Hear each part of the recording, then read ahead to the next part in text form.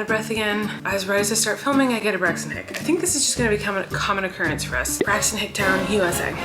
Ew, that was so annoying. Hi everyone. This morning I went to an ultrasound. Well, first I got an IV. I really needed it. I got a bunch of supplements and the most important one was iron. When I don't get iron supplements, I'm a mess. And so that always helps. So I got iron supplements and vitamins and hydration and medicine, all this kind of stuff. Sorry I'm so out of breath. This Braxton Hicks won't last long, I promise. So after that, I then went to get a 4D ultrasound, my final one that's like for fun. So basically I booked a 4D ultrasound where you like pay extra to just like go to a cute place. And they're like, do you want your baby's heartbeat in this plastic little heart in a teddy bear? One of those places, and you pay extra. I think they're awesome and totally worth it. And if you're pregnant, like 100% go to them, because doctor's appointments always feel stressful to me because like, I don't know, I'm just always nervous they're gonna find something bad or I don't know. But these are literally just for fun. So to me, they're worth it. But anyway, I went the first time to find out the genders, and then in the second trimester, I went to see their faces because I just wanted to see them. In my third trimester, I went for a final time last week. Didn't work. Both the babies were like face shoved in the freaking placenta. Like they were like, do not look at me, I am busy. And so they said, well, since you already paid, you can come back next week. Whoa, my hair. So I came back today and we got pictures of the baby girl, but the baby boy was like not having it. The baby boy was like really down low, and apparently now he's head down, but I don't believe it. I feel like I can feel that he's not head down. She's like, yeah, his head is down. And I was like, I doubt it. But it's good if he is head down and he stays head down, then I can at least try for a vaginal birth, which is like what I would like. But if I have to do C-section, that's totally awesome too. I think they're both wonderful ways to have children. They are both birth, they are both incredible, and either one that you have, you are an amazing warrior woman who just deserves so much praise, and I just think you're incredible. Or person, not just women. Oh my God, Colleen, get to the point. We saw her and we could see him kind of, but he basically, his hands were in front of his face, the umbilical cord was in front of his face was in my uterus. He was just like, don't look at me. And the girl was like, you can kind of look at me. So she was kind of posing a little bit, and you guys, she looks like Eric. She looks like Eric. I knew that would happen, which makes me happy because I think Eric's the cutest ever, but like, it's crazy. I see Flynn. So here is a picture. Are you ready? Okay, so here is baby girl. Isn't she so cute? I think she looks like Eric / Flynn. She kind of has my nose, what my nose looked like when I was a baby. But that is Eric's lips and Eric's chin, like to a T / Flynn's. Like that's what Flynn looks like to me. Oh my God, are you kidding? Look at that precious little queen. So cute. And so what's in front of her face over here, this is like the umbilical cord and her fingers. She was like kind of resting on her hand, but also her umbilical cord was kind of like in front of her face. So that's what you see there. But she was like talking and yawning and just so freaking cute. Other big news today, my wedding ring, I couldn't wear pretty early into my pregnancy because my hands got so swollen. And so I had a bigger ring that I was wearing. And today, officially my hands like swole and that ring's gone. The one I've been wearing was a cheap one recently. It was just like a filler while my hands were swollen. So I can either buy another cheap, big fake one to wear for the next 2 months, or I can just go ringless, but I don't like not wearing a ring. It feels so weird. So that's all my big news for the day. Very tired and out of breath, obviously. I have a lot of work to do and I don't want to do any of it. Story of my life when I'm pregnant. And yeah, that's pretty much it. I just want to know the reality of having a toddler. This is what our bed looks like. All day, every day, everywhere. It's just kid toys everywhere. First of all, I wanted to say that I posted the psychic video today, so make sure to go check that out. I had a psychic come over and do a reading of the twins. I feel like my face looks really swollen today, and I had a really bad allergy attack today, so maybe that's why, but it's distracting me. So I just was reading some comments from the vlog yesterday, and there are a few people who were like, Colleen, stop calling it Braxton Hicks. You sound like an idiot. I got a Braxton Hicks. This Braxton Hicks won't last long. Braxton Hicks down, USA. Because it's Braxton Hicks, the guy who invented the word Braxton Hicks, because of course, something that affects majority just women, also obviously other people can be pregnant too, but the majority of people who get pregnant are women. Of course, a man got to name the Braxton Hicks. But anyway, they're Braxton Hicks, his name was Braxton Hicks. And when I get them, I say I'm having a Braxton Hick, because it feels like I'm just having one. Like it feels like Hicks is, I'm having multiple contractions when really I'm just having like, it's usually just one and it lasts like a minute. Anyway, I'm sorry to everyone. I was making cringe by calling it a Braxton Hick when I should have been saying, oh, I'm having Braxton Hicks, because that sounds weird, but I don't know. I don't know anything about this. I'm sorry. I'm an idiot. I never said I was smart, guys. Okay, I need to go eat some food because I'm so hungry.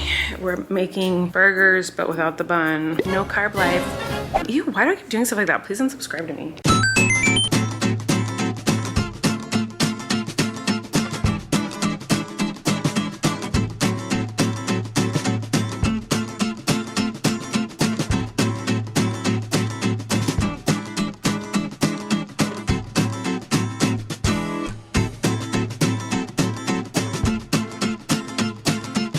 What is happening? Why is this happening? Oh my gosh. Why? What is going on? Oh my god. Oh my god.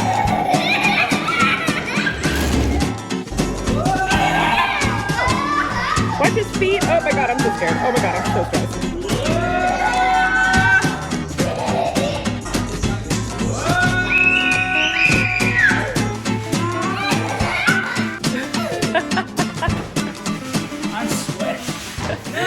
Okay, the babies are pretty active. I'm gonna try to catch some of it on camera, but I probably won't be able to.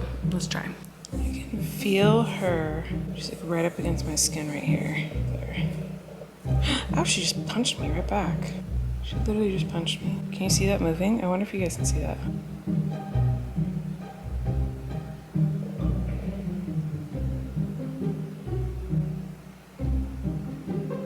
I can feel him going crazy down here, but you wouldn't be able to see it because it's so low. They were dancing around and now they're not so much anymore. I don't think I'm gonna catch any of them on camera. I wonder if I did. They were moving around like crazy and then they slowed down a little bit. So I wanted to say something. The last couple ultrasounds I've been to, she's been way more calm. Because I don't know if you guys remember, but the beginning of this pregnancy and most of the pregnancy, I feel, she was hyper and very active. She moved constantly. Every ultrasound, she was like dancing around, kicking her brother in the head. And he was always just like, ta-da!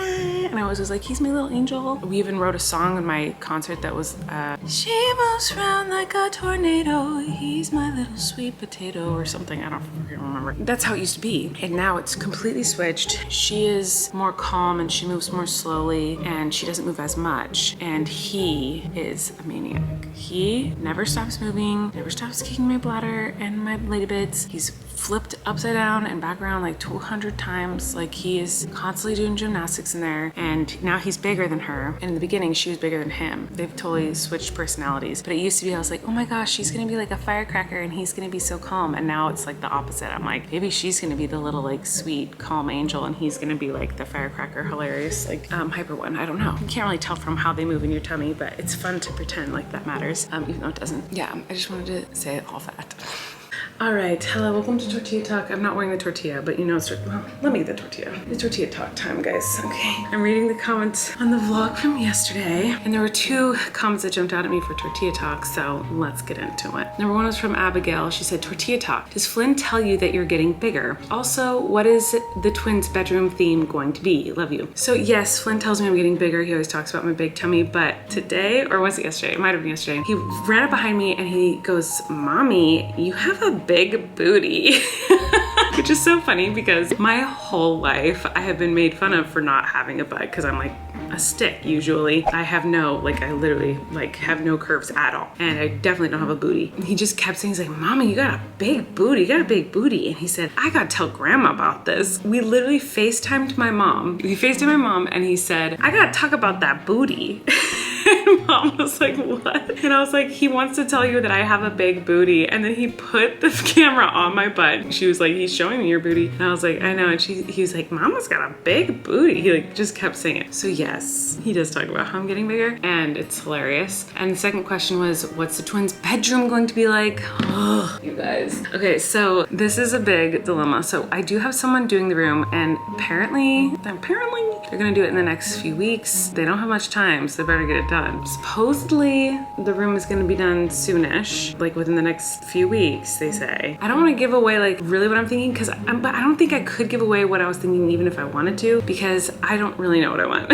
I know that with Flynn, I did a very gray and white, calm theme. It was very pretty. It was very, very, very pretty. And it was very calming and relaxing for me. But I regretted it because it wasn't like what Flynn liked as a baby. Like he liked brighter things and, you know, he just liked looking at stuff and there was nothing to look at in the room for him that was like stimulating for him. I realized like, well, this room is like what I would like because it's like calming and there's not much in it. It's just white and gray and like plain. But for a baby, I just didn't think it was right. And so for the twins, I'm kind of keeping that in mind. So I do want it to be a little bit more fun and have some more color or patterns or just something to stimulate them and make them excited and look around and whatever. So I don't know what's exactly gonna happen because I'm also trusting the designers because I'm not a designer. I don't know anything. So they are gonna do a great job no matter what they do. But anyway, that's that. So I don't really know. I just know it's not gonna be plain gray and white like Flynn's room was. The second thing I wanted to respond to was Sophia said, if you're willing to share,